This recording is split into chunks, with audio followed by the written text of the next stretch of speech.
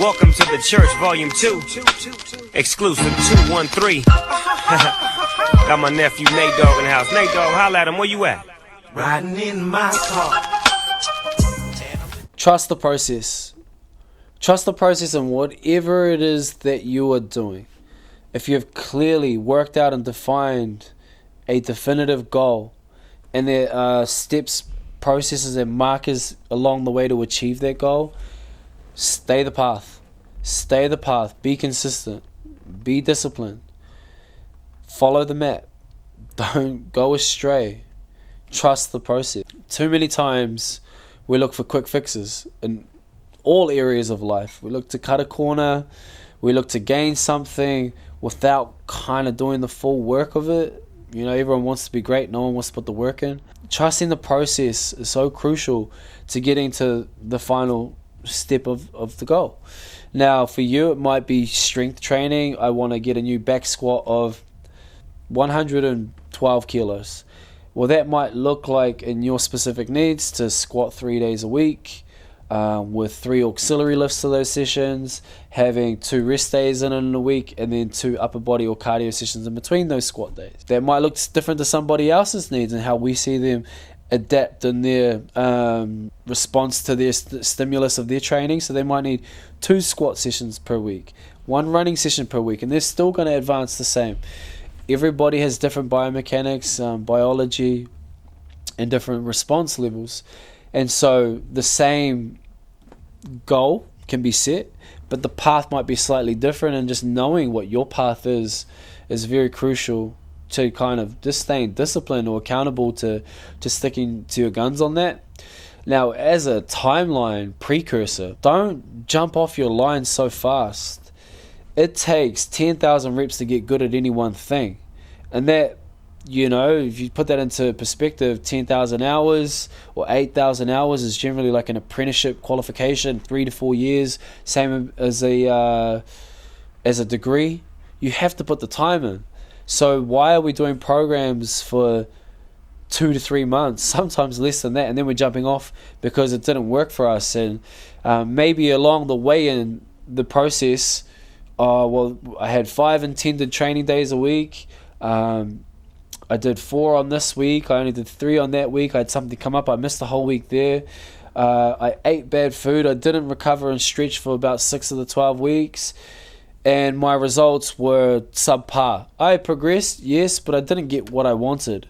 Well, did you not get what you wanted because the training, you stuck to the whole plan and it just didn't eventuate? Or you didn't do the 1, all of the work that was written, and then 2, the assistance work that goes into that?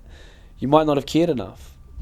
So I think, trust the process, have that philosophy within yourself, sign the contract, the self-signed contract of non-negotiables. I will turn up, I will get the work done, day, night, rain, shine or hail. I will be accountable to my work. I will be accountable to the people around me and the people that are leading me. And I'll see it through. And at bare minimum, I think that at least the next generation, you know, and even my generation, we're quick to just jump off the line so soon. We haven't actually spent enough time and followed things through. And I think when you see in the modern world, is somebody going to be better suited to a job versus somebody else who has gone to university and earned a degree versus not? Not necessarily. But what that shows us is that they were able to stay the course and put in the accountability, disciplined work that was required to get through that. So we can understand that first and foremost. And those are the types of things that you can learn to do in terms of trusting the process and getting to that final outcome. Now, applying that to CrossFit concept, the stages of athletic development in CrossFit, you have your novice, you've got an intermediate stage. Generally, it would have gone RX, I would say RX now, and then elite. There's probably even 2 parts of elite. There's, you know, semi-finals elite and CrossFit Games elite, because there can be very differing levels within that alone. But in the novice stage, just building great foundational movements, learning new skills, developing baseline strength, conditioning, endurance, and the ability to learn how to just turn up and apply yourself. In the intermediate stage, you're looking at more refining the movements, adding a couple more skills into your belt, increasing your intensity and pushing the physical boundaries a little bit more. In the RX stage, you're pretty well competent at most movements. Some might elude you, legless rope climbs, ring muscle ups, or top end load on a squat snatch or something like that. But generally, you've got a pretty good cusp of everything that's going on. Tier 1 elite, you're now very proficient at every movement. Your dedication is there, it's undoubted. You're starting to really look in and hone in on things like your nutrition and your recovery and your support systems. And then tier 2 elite, you're probably doing this as a near well profession where you're getting paid money to do it. You have great sponsorships, you are traveling. Your job is to wake up and think about how fast you're going to do your burpees in a day.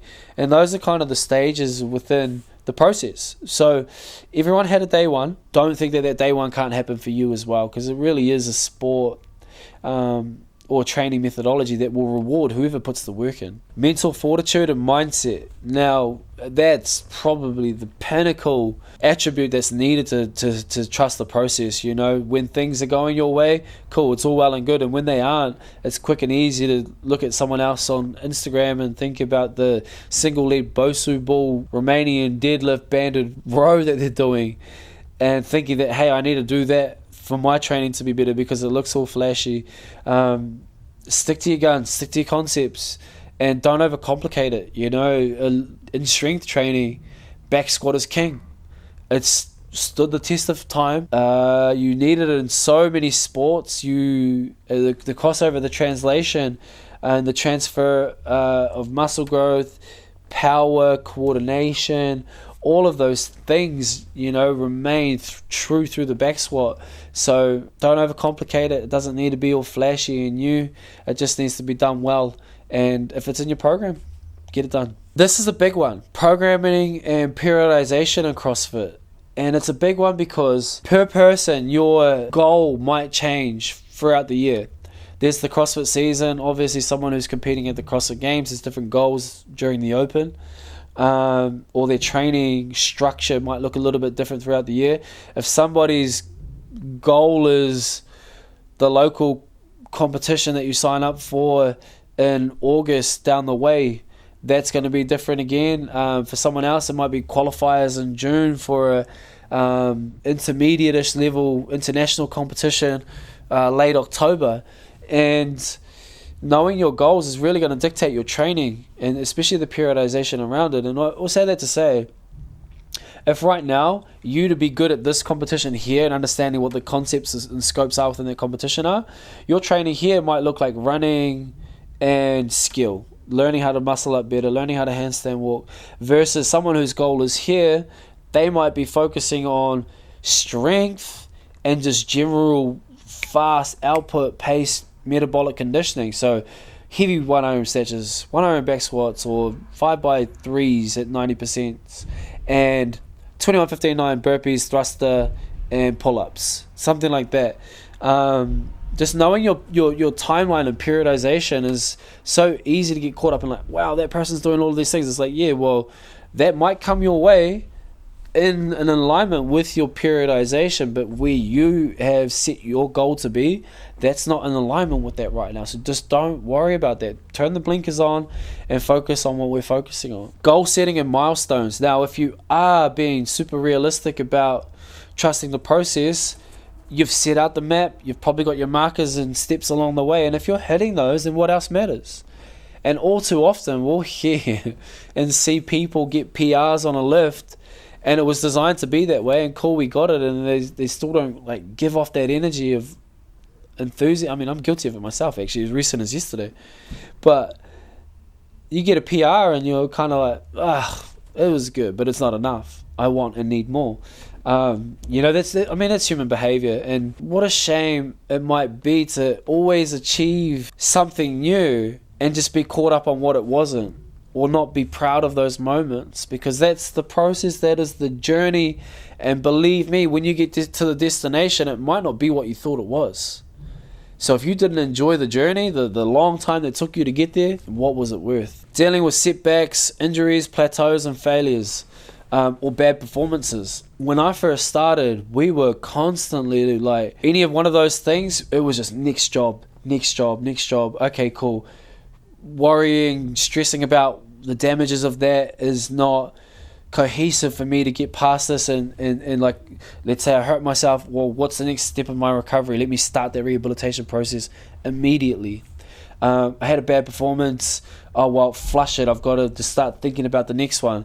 All those things are well and good, but over time, I actually learned that it's okay to sit in grief for a little bit. It's okay to mourn about something. Yes, we are looking at the next task and not carrying bad energy, but I've found that if we don't allow that natural knee-jerk reaction to the situation, then we don't get a chance to process it either. And then often we bottle it up. And then you add another thing to the bottle. The bottle fills a little bit higher until it gets to the top of the bottle. And when that cork pops, you get all of those issues at the same time. So I think that, one, sit in your grief for a little bit, decompress. Like, you're allowed to feel shitty about a bad performance or an injury or something like that. But just don't let that moment live in you forever. It has to subside at some point. But again, allow it time, address it, see it in the face, and then just move on. A coach's role in cultivating the trust. I'll be the first to say, when I first started my coaching journey, I probably threw out some of my best work because I just didn't know. I just didn't know that it was good work. I probably wrote down, spent hundreds of hours and be like, oh shit, didn't quite like that one little component in it. And that for me was a blemish that meant that the 99% of everything else wasn't good enough. So I threw it out. Over time, I've learned just to give myself trust. It's like learning a language. It's like when you start seeing all these new words, but they're like binary on a screen, zeros and ones. Then all of a sudden you practice enough, you start to pull out key words. And then all of a sudden you start hearing the filler words, the, them, or ands, whens, or whatever, the constants. And you start to pluck those out. And then all of a sudden you can start seeing phrases. And then all of a sudden you can start stringing sentences and then paragraphs. And then eventually you kind of have all of the words that are going past the screen, which used to just be numbered. You have to allow yourself time to stick with the journey, to actually develop and create the knowledge.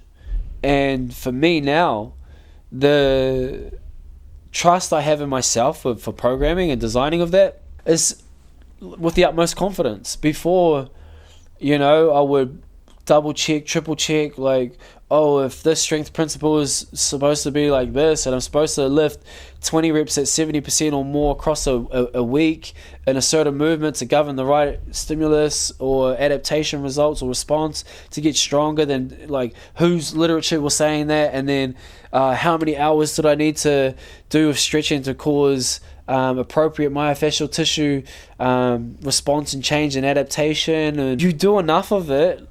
Like, reps is the biggest experience giver, and you do enough reps of anything, you start just to, how to make a cake. Now you've made 20 times using the recipe, you can just freehand it. Oh, that looks a bit dry, I need to add a little bit more milk. Or it's too wet, I need a little bit more flour, bit bland, bit more salt. Whatever that looks like, you just pick it up and you learn. If you're a beginner coach or a beginner user, like, one, maybe there needs to be some sort of element of trust for the coach or the environment. Two, everyone has to start somewhere, and if you're that starter, just allow yourself to have those angst, but don't allow it to stop you from continuing. And then once you get to that certain level, if you're someone looking for a good quality coach, the results will speak for themselves. The people that they've either got to certain levels or the accolades that they've accrued along the way will generally speak. CrossFit competitions and trusting the process under pressure. Now, this one for me is so crucial.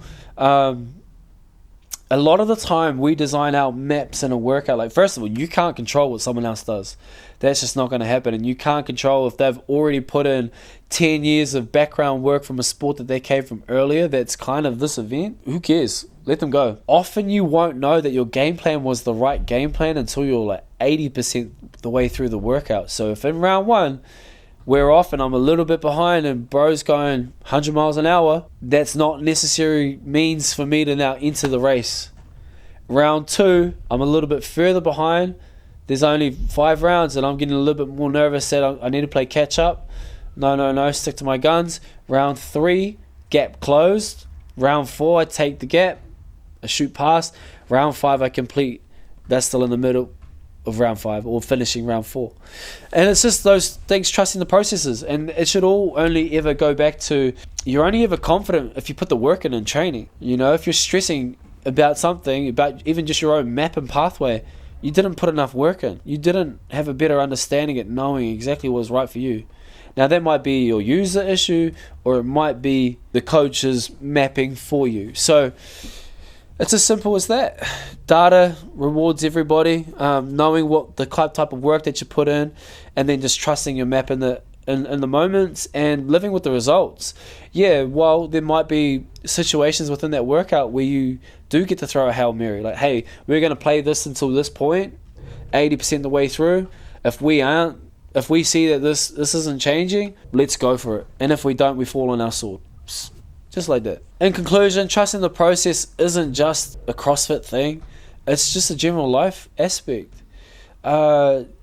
Trust the process in your relationships. Trust the processes in your education. Trust the processes in your work life. Trust the processes in the work that you are doing on a day-to-day basis. If you're stressed about something, you're unprepared because you didn't put the work in. It's as simple as that.